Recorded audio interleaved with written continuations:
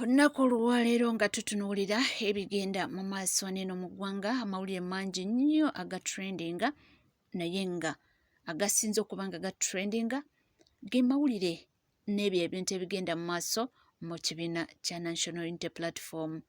Gye buvuddeko waneeno twalaba omukulembeze w'ekibiina omukulu His Excellency Robert Kyagulanyi Ssentamu yavaayo n'alangira n'agamba nti ajja kuba nga amala ennaku 10 nga tali mu ggwanga Uganda, era n'agamba nti mu periodi eyo gy'anaaba taliiwo alesseewo omukyala amanyiddwa nga Dr. Rina Zedriga agenda okubeera nga akiri mu mitambo in his absentia.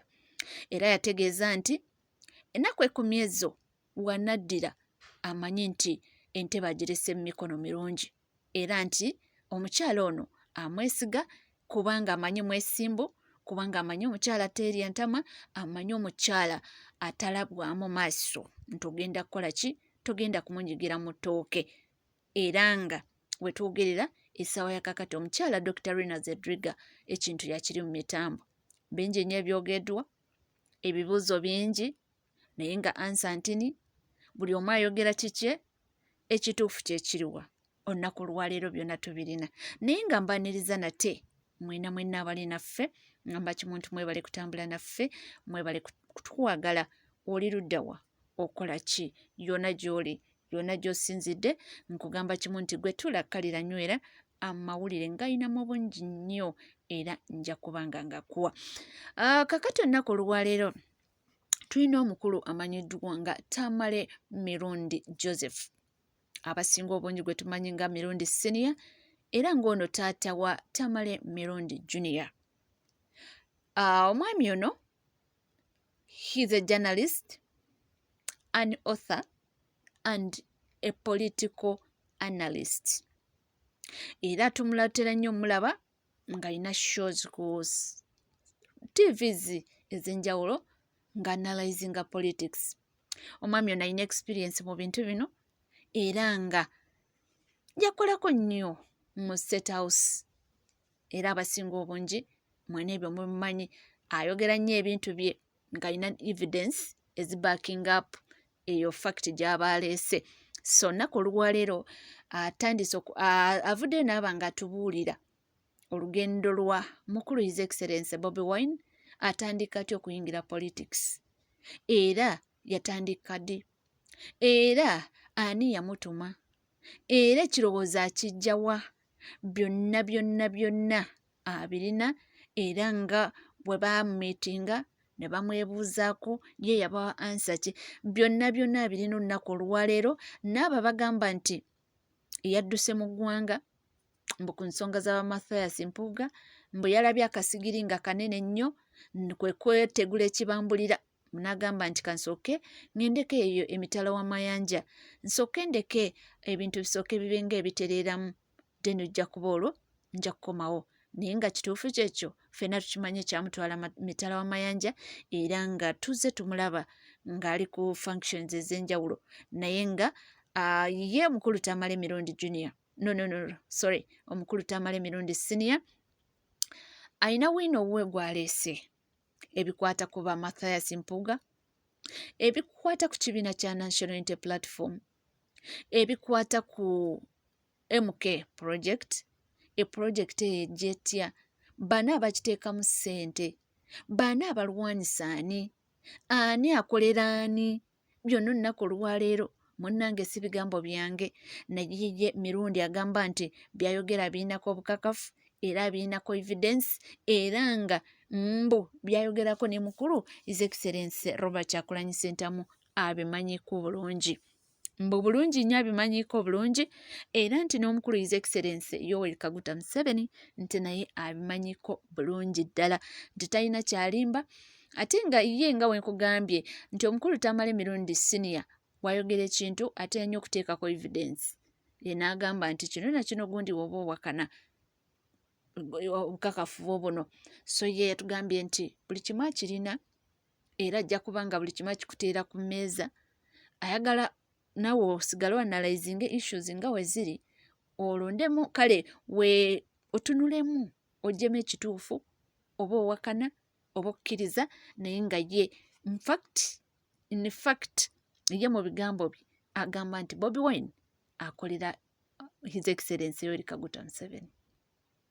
Era alina ebigambo bingi nnyo byayogedde, saagala nnyo mwogerera kubanga nga wali era ye kennyini kyenkakasa nti yalina okuba nga ate ebintu abituteera ku mmeeza tutegeere obulungi, naawe oli eyo ojjemu ogambe kino omusajja alimbye oba kino ayogera mazima, waneeno ayogedde mazima oba kino alimbye. Naye ataddemu point egamba nti mbu omukulu w'ekibiina kya National Unity Platform mbu amutegeerera ye mukulu we Fred Nyanzi, nti obudde obusinga bwe babaawo ekintu nti niwaaba nga oluusi oba omukulu ye Robert Kyagulanyi Ssentamu nti abadde wakukikkiriza nti ate Nyanzi n'agaana, mbu ekyo kiba kitegeeza kijja kuba nga tekigwa butaka.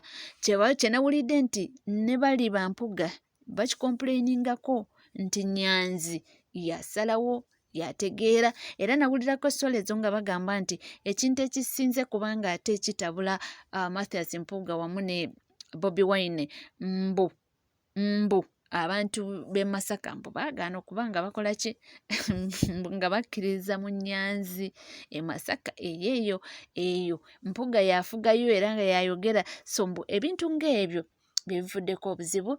Munnange ye bw'atyo bw'asalawo kubanga atubuulira.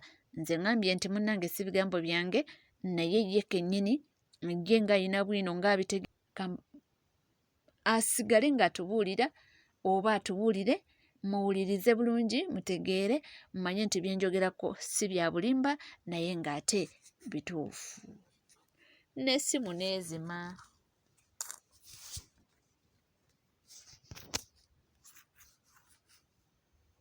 Kuleka wofe the following day whatever ebiri ebisubi we biri gundi najja Uganda we Chairman Nyanzi Bobi Wine yali yakavaawo enkeera Chairman Nyanzi najja okulaba emitwalo 7 nangamba we are in fear.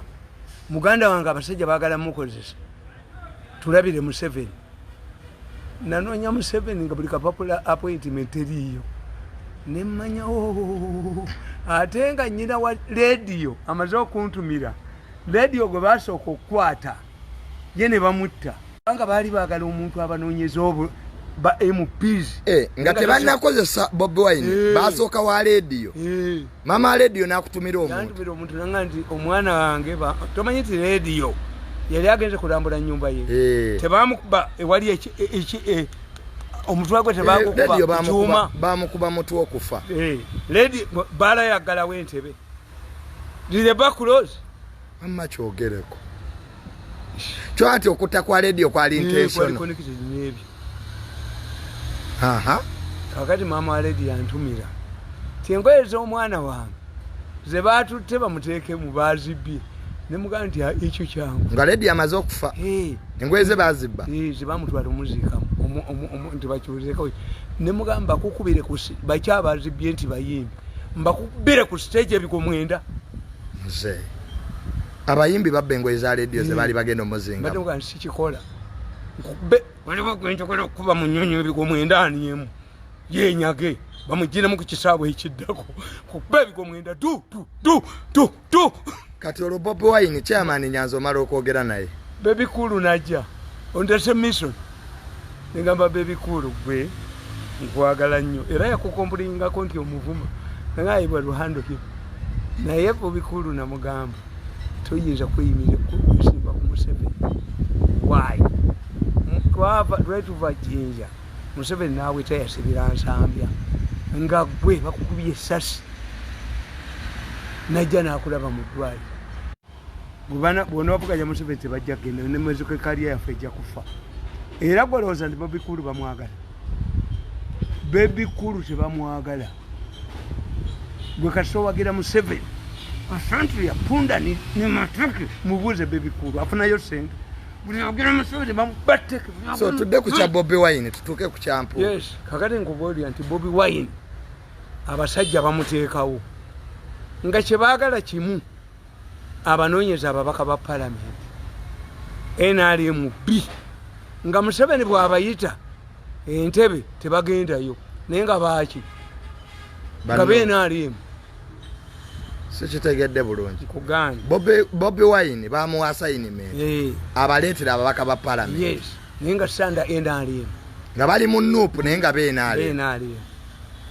etali ya Museveni NRM B kakati Bobi Wine nabagamba look at Bobi Wine they don't criticize his mobilization capacity but they criticize his inability to be president nga temukitegeera tewali yakuba Bobi Wine tamanyi kwogera okujjako Museveni yamugamba nti genda oyembe bamukubanga butabeera ki president ninga mobilization skills azina kakati Bobi Wine bamufunira ekibiina nabaga nti Balamu yakola ekintu nga takimanyi kuba bano abasajja nze mbamanyi Balamu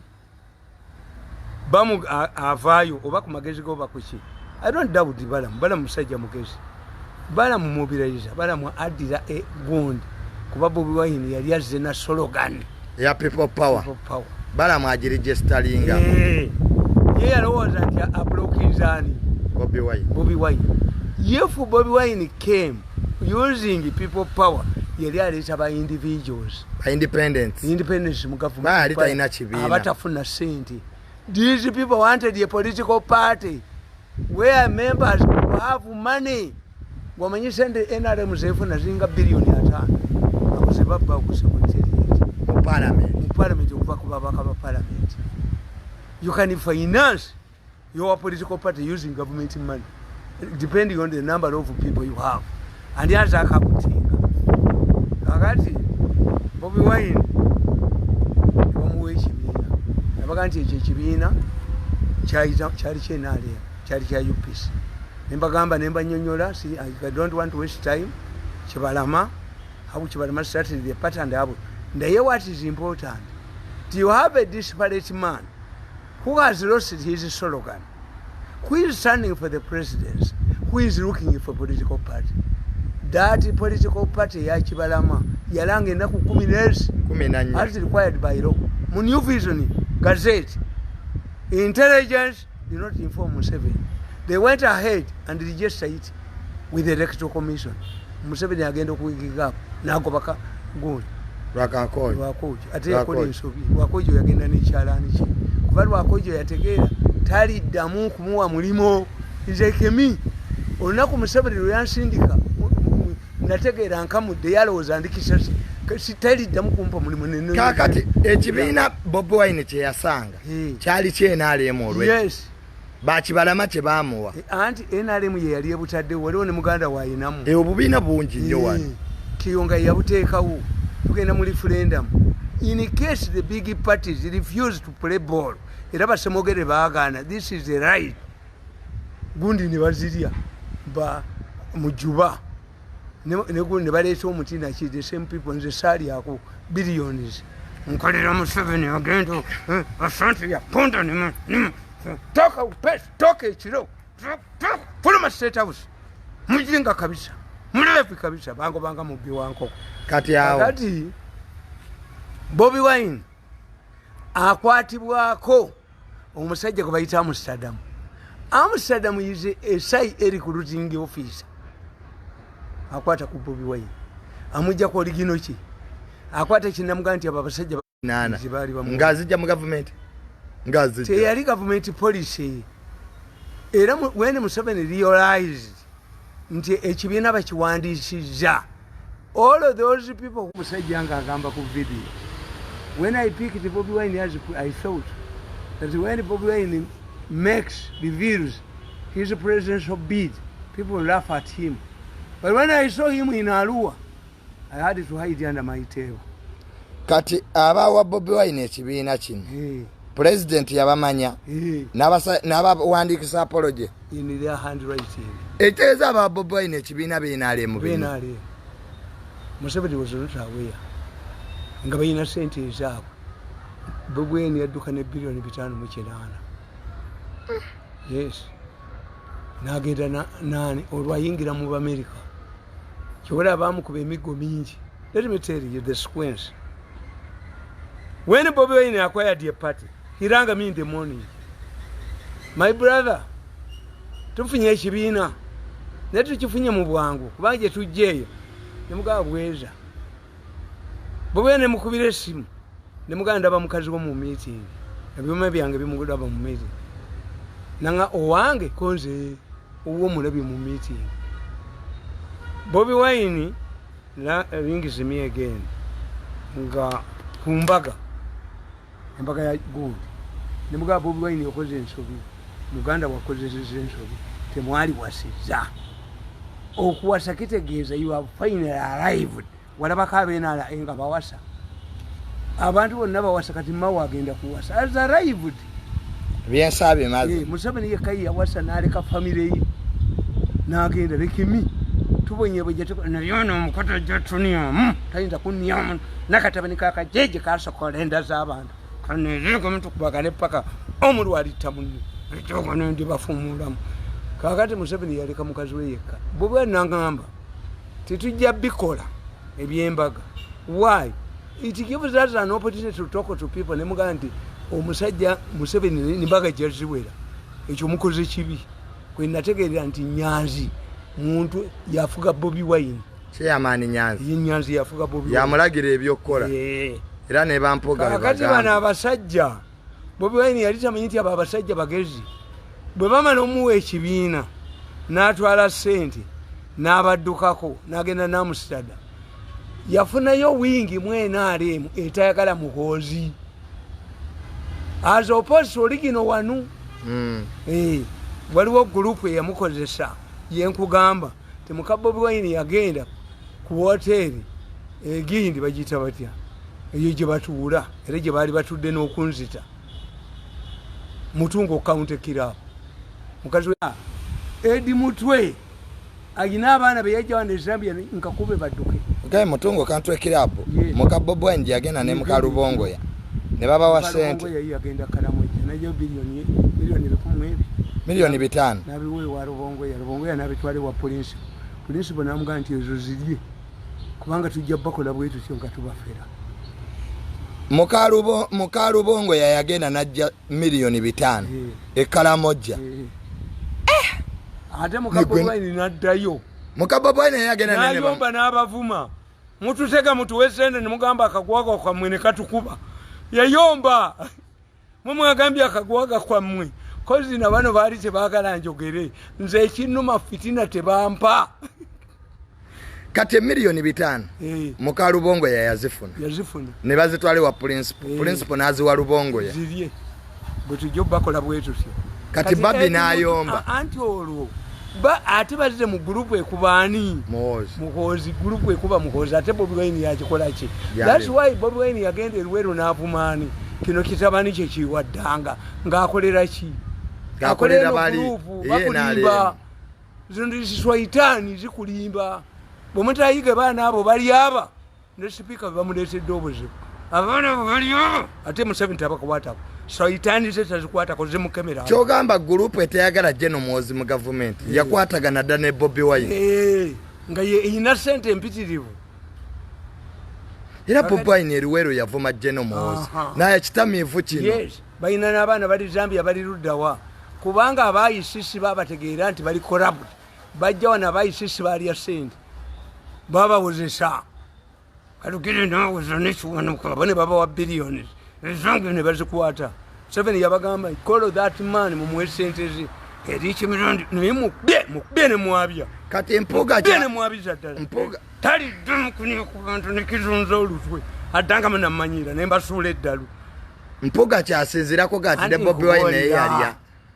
Kakati today as we speak today abasajja bali Museveni be yakozesa endagaano Katonda abayambye Bobby Wine tugenda mu kalulu kalala.